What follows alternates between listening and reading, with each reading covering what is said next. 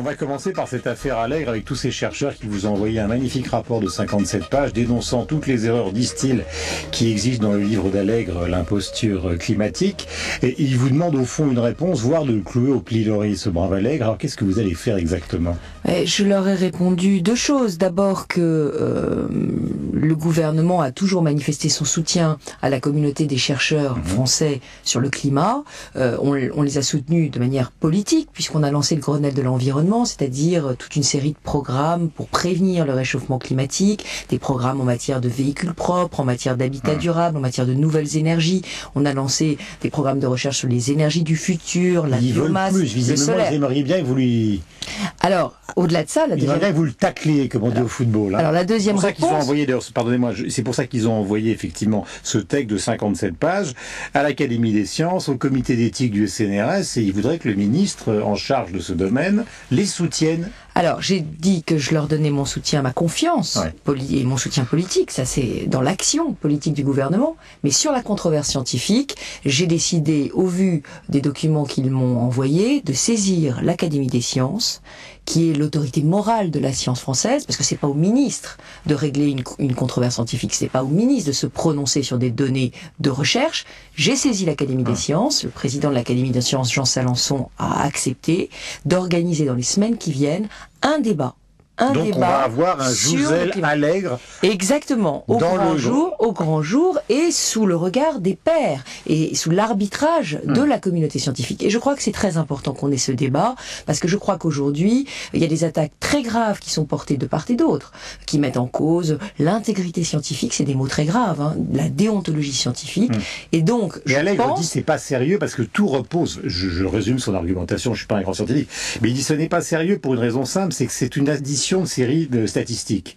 Et il dit la science, Galilée, Newton, Einstein, c'est pas une addition de séries statistiques. C'est-à-dire qu'on peut montrer ou additionner toutes les années, toutes les données concernant le climat, ce n'est pas de la science. Et ben vous voyez, c'est de l'observation. En vous écoutant, on voit bien l'urgence et l'utilité d'un débat orchestré par l'Académie des sciences, c'est-à-dire orchestré par des sages, sous le regard de la communauté scientifique internationale, qui confronterait les points de vue, qui confronterait aussi les méthodes et la déontologie de recherche, parce que je crois qu'il y a beaucoup de choses qui sont dites, un peu à l'emporte-pièce, de part et d'autre, et je crois qu'il faut absolument qu'il y ait ce moment de débat, mais je fais totalement confiance à la communauté des climatologues français dans leur méthodologie de recherche. Vous assisterez à ce débat ?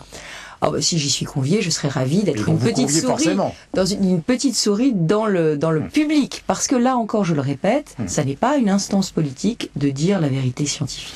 Est-ce que vous avez le sentiment, deuxième question, au sortir des régionales, qu'on est peut-être en train d'enterrer une grande partie de ce qui a fait les réformes du président de la République, c'est-à-dire maintenant contestation du bouclier fiscal, problème de la taxe carbone, on va parler du Grand Paris, ça vous concerne, on sort des régionales. Enfin, on a l'impression que les grands projets sarkoziens sont en train de disparaître. Est-ce que c'est simplement une impression ? C'est pas le message que je retire des régionales. Le message que je retire des régionales, c'est nous voulons des résultats. Nous sommes en pleine crise, nous vivons une réalité quotidienne qui est très difficile, très dure. Quand est-ce que nous allons avoir des résultats ? Et donc, quand est-ce que nous allons sortir de la crise ? Donc, c'est emploi. Alors, ça peut être aussi un message sur la sécurité. C'est les messages de vie quotidienne et de difficultés de vie quotidienne. Par exemple, le bouclier fiscal, vous savez, parce que vous lisez les journaux comme moi, puis vous êtes ministre, qu'il y a quand même de plus en plus de gens. Bon, à gauche, c'est évident, pour des raisons d'opposition, mais à droite, par exemple, Philippe Marini, qui est le rapporteur du budget au Sénat, ils commencent tous à dire qu'il faut supprimer pour des raisons d'exemple le bouclier fiscal, il ne sert à rien, ça concerne une vingtaine de milliers de familles, il y en a 1000 qui se partagent l'essentiel de ce qui a été redistribué, et en plus l'exil fiscal continue, voire augmente.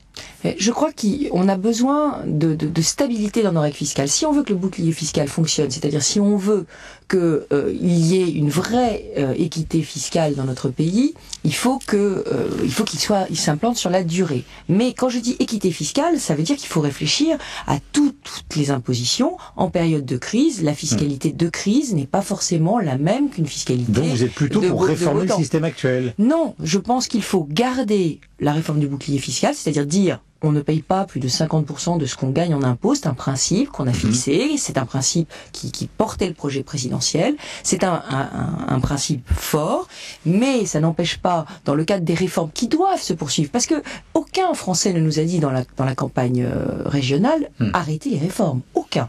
Mais Au si contraire, on a fait reculer la taxe carbone, c'est le président de la République qui l'a décidé. Si on parle plus vraiment du Grand Paris, c'est pas qu'il l'a décidé, c'est que ça s'est un peu évanoui dans la nature. Ah non, c'est faux. Le Grand Paris est en train de passer au Sénat. Il est en train d'être voté aujourd'hui même au moment où je vous parle. Donc le Grand Paris, il va se faire et on en parlera. Et on va en parler d'ailleurs cette semaine, la semaine prochaine, puisque j'invite tous les élus franciliens qui le souhaitent à venir dialoguer avec Christian Blanc mardi prochain.